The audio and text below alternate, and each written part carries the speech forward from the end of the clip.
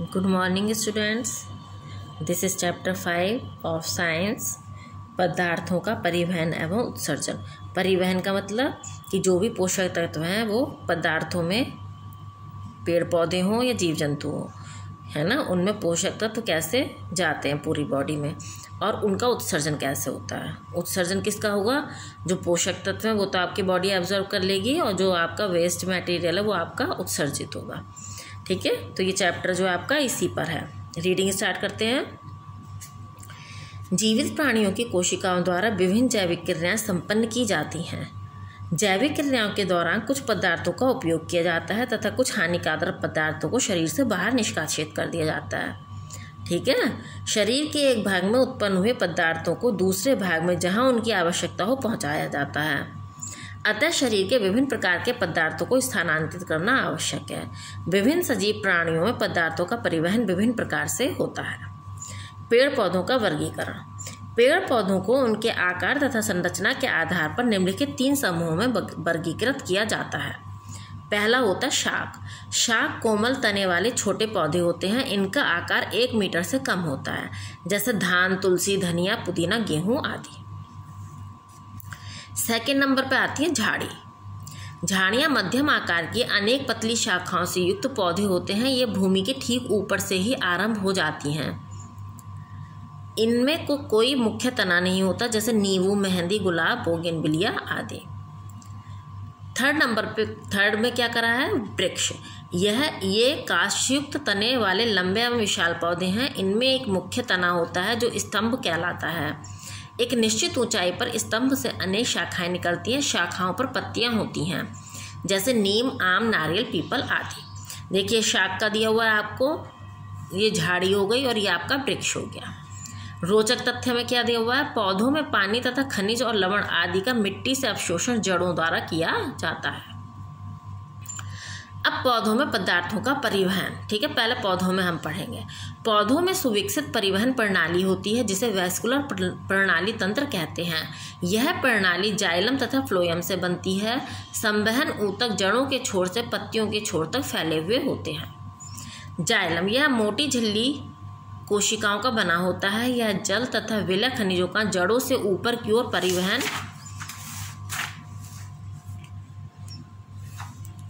करते हैं।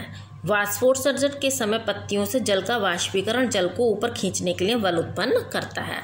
जो भी चीज़ें हम जड़ों के द्वारा पेड़ पौधे एब्जॉर्ब करते हैं वो किसके द्वारा पूरे पेड़ में पहुंचता है? पत्तियों तक, तने से लेकर जाइलम के द्वारा।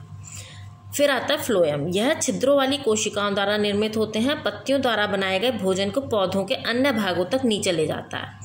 ठीक है, अब पत्तियों ने जैसे भोजन बना लिया तो उनको नीचे तक कौन ले जाएगा? भी तने को भी चाहिए, जड़ों को भी चाहिए भोजन, तो वो फ्लोएम का काम है। भोजन को पौधों के अन्य भागों तक नीचे ले जाता है। कुछ पौधों में जड़ों में बना भोज पदार्थ फ्लोएम द्वारा पत्तियों तक ले जाया जाता है। जैसे तंबाकू के पौधे में निकोटिन जड़ों में बनता है, जिसे फ्लोएम द्वारा ऊपर तक लाया जाता है। अब है जल का अवशोषण।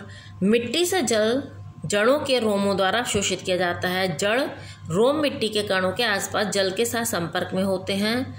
जड़ रोम द्वारा ऊतकों से जड़ में जाइलम तक पहुंचता है। यह अवशोषित जल जाइलम द्वारा ऊपर तने की ओर बढ़ता है। खनिजों का परिवहन। जल में घुलनशील खनिजों का अवशोषण मिट्टी द्वारा होता है। पौधे खनिजों को मिट्टी से मूल रोम, बलकुट, अंतस्थ त्वचा द्वारा अवशोषित कर जड़ों के जाइलम तक पहुंचाते हैं। इसके बाद खनिज युक्त जल तने से परस्पर संबंध जाइलम में तथा अंत में पत्तियों में प्रवेश करता है। जल में विलय खनिजों के ऊपर की ओर चलन को सार का आरोहरण कहते हैं। भोजन का स्थानांतरण। भोजन का पत्तियों से पौधे के अन्य भागों तक परिवहन स्थानांतरण कहलाता है। सूर्य के प्रकाश की उपस्थिति में पत्तियां भोजन का स्थानांतरण पौधे के अन्य सभी भागों में फ्लोएम द्वारा होता है। पत्ती के मध्योतकी कोशिकाओं से भोजन के अणु फ्लोएम कोशिकाओं में प्रवेश करते हैं। फ्लोएम से इन पदार्थों का संवहन ऊपर तथा नीचे की ओर जड़ सहित पौधों के सभी भागों में होता है। ये यहाँ पर आपका डायग्राम दिया हुआ है, इसके भी देखकर आप अच्छे से समझ जाएंगे। अब आता प्रयोग फर्स्ट। खाद्य पदार्थों का पौधे में नीचे की ओर संवहन दर्शाना। गमले में लगा हुआ एक मोटे तने का पौधा लीजिए। चित्रानुसार तने से एक भाग का फ्लोएम निकाल दीजिए। पौधे को कुछ दिनों पश्चात देखिए। तने का ऊपरी भाग फूला हुआ दिखता है। फ्लोएम ऊतक का एक भाग हटने के कारण भोजन का नीचे की ओर परिवहन अवरुद्ध हो जाता है और भोजन वहां एकत्रित हो जाता है। अतः पौधे की पत्तियों में निर्मित भोजन फ्लोएम से गुजरकर नीचे की ओर प्रवाहित होता है। अब आता है वाष्पोत्सर्जन। पत्ती से जलवाष्प के रूप में जल का हवा में ह्रास वाष्पोत्सर्जन कहलाता है। वाष्पोत्सर्जन पत्ती में रंध्रों के माध्यम से विस्तरण प्रक्रिया द्वारा होता है। वाष्पोत्सर्जन को प्रभावित करने वाले कारक। वाष्पोत्सर्जन निम्नलिखित कारणों से प्रभावित होता है। पहला, तापमान। उच्च तापमान में वाष्पोत्सर्जन तीव्रता से होता है। भाई जब ताप जो है गर्मी ज़्यादा होगी तो जल जो है ज़्यादा जल्दी से वाष्प में बदलेगा। नमी युक्त वायु के कारण वाष्पोत्सर्जन की दर कम हो जाती है। भाई नमी है यानी बारिश का टाइम है और नमी हो गई मौसम में तो उसकी दर कम हो जाएगी। हवा पत्तियों के आसपास की जलवाष्प को अपने साथ बहा ले जाती है, अतः हवा वाष्पोत्सर्जन की दर को बढ़ाती है। प्रकाश। पत्तियों के रंध्र दिन में खुले रहते हैं तथा रात में बंद हो जाते हैं। इसी कारण दिन के समय रात की अपेक्षा अधिक वाष्पोत्सर्जन होता है। प्रकाश वाष्पोत्सर्जन की दर को बढ़ाता है। अब है वाष्पोत्सर्जन की उपयोगिता क्या है। वाष्पोत्सर्जन पेड़ पौधों के लिए आवश्यक है। इसके द्वारा पेड़ पौधों में जल तथा खनिजों के परिवहन में सहायता मिलती है। वाष्पोत्सर्जन पौधे को शीतल रखने में सहायक होता है और सूर्य के प्रकाश की ऊष्मा से कोमल कोशिकाओं की रक्षा करता है। तो ये इसकी उपयोगिता है। अब आता है जंतुओं में पदार्थों का परिवहन। ये तो आपने पेड़ पौधों में पढ़ा, अब आप पढ़ेंगे जंतुओं में। एक कोशिकीय जंतुओं में पदार्थों का परिवहन सामान्य सतह द्वारा होता है, जैसे अमीबा, पैरामीशियम आदि। बहुकोशिकीय जंतुओं में अधिक दूरी तय करने के लिए पदार्थों के परिवहन के लिए अधिक जटिल तंत्र की आवश्यकता होती है। विभिन्न जंतुओं में अंतः पदार्थों के परिवहन के लिए विशिष्ट अंग तथा विधियां होती हैं। यानी भिन्न भिन्न तरह के जंतु हैं तो उनमें भिन्न भिन्न तरह का तंत्र होगा पूरा। मनुष्य में परिसंचरण तंत्र। परिसंचरण तंत्र हृदय, रक्त तथा रक्तवाहिनियों से मिलकर बना होता है। परिसंचरण तंत्र हृदय से रक्त को शरीर के विभिन्न भागों तक परिवहन करता है तथा उसे वापस हृदय तक लाता है। हृदय। मनुष्य के शरीर में हृदय छाती के बाईं ओर स्थित होता है। यह एक पूर्णतया मांसल अंग है। इसका आकार हमारी मुट्ठी के बराबर होता है।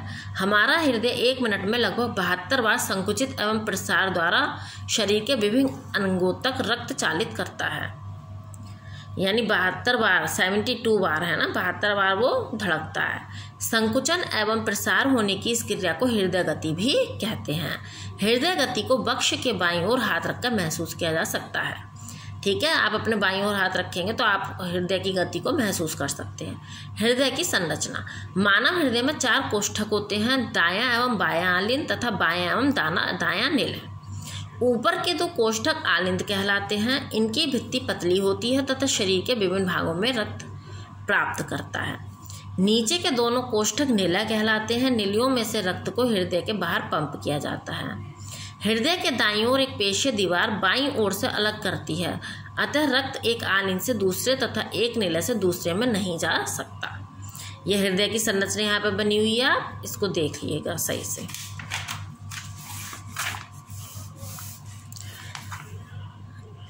रक्त आलिंदों से निलयों में वाल्व द्वारा प्रवाहित होता है। दाहिने आलिंद तथा दाहिने निलय के मध्य का वाल्व त्रिकपदी द्वार कहलाता है एवं बाएं आलिंद तथा बाएं निलय के मध्य का वाल्व दिक्पदी द्वार यानी वाल्व कहलाता है। फुफ्फुस धमनी ही केवल ऐसी धमनी है जो ऑक्सीजन रक्त को हृदय से फेफड़ों तक ले जाती है। फुफ्फुस सिराओं ऑक्सीजन रहित रक्त को फेफड़ों से हृदय की ओर ले जाती है। रक्तवाहिनियों द्वारा ही रक्त हृदय की ओर तथा दूर जाने में सक्षम हो पाता है। रक्तवाहिनियां 3 प्रकार की होती है, धमनी, शिरा तथा कोशिकाएं।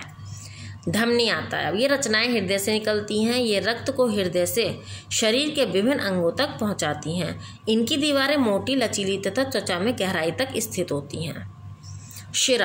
शिराएं नलीनुमा रक्तवाहिनियां होती हैं। ये शरीर के विभिन्न भागों से हृदय तक रक्त लाती हैं।